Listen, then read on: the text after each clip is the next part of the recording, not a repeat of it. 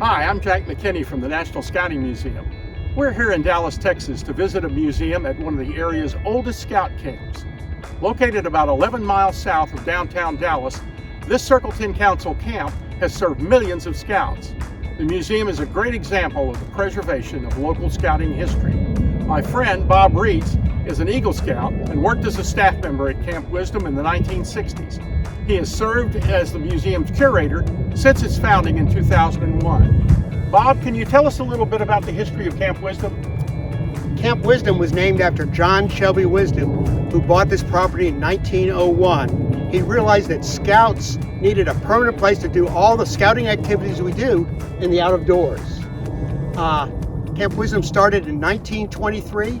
We're now the oldest existing scout camp in Texas. The museum is in this building, directly in front of the main parking lot. What can you tell us about the history of the Jack Harbin Museum?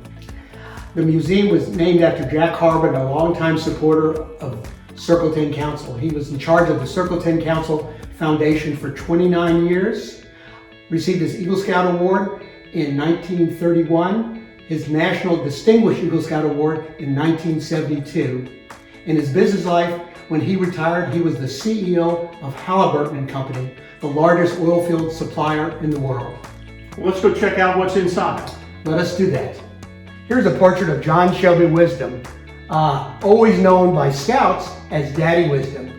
There's a 1937 book, a biography of his life called Daddy Wisdom, Boy Scout Benefactor. Amongst the people that have visited Camp Wisdom, here's a portrait of James E. West, our National Scout Executive, coming to Camp Wisdom, thanking Daddy Wisdom for his donation of all this land to create Camp Wisdom. That's great. Bob, when I worked at summer camp here, I heard a lot about these patches and the white sharks. Can you explain what they were? Yes, the camp started in 1923. The first honor camper award was this big C with the owl inside there. The White Sharks of Dakota came in 1928. And you became, after your first year, you got the large felt patch. You had a green bar, a red bar, an orange bar, and then fifth year White Shark was the Roman numeral V. Both of these organizations ended when McKinnney Lodge came to serve Circle 10 Council as the honorary organization in our council. The Order of the Arrow. The Order of the Arrow.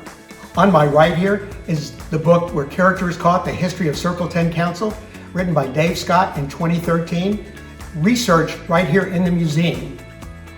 On my left shoulder here is an orange crepe canoe built by a father and his two sons that was featured in Farm Journal magazine in 1956. This is probably one of the coolest things we have here at the museum. The National Scouting Museum works closely with many museums like the Harbin Museum to preserve scouting's history. The museum offers training in conservation techniques, research, and museum operational issues. The museum plans and presents exhibitions at jamborees and works to preserve scouting memories through its oral history programs and presents workshops at the Philmont Training Center. Check the National Scouting Museum's website for information about these opportunities. Thanks, Bob, for the tour of the Harbin Museum today.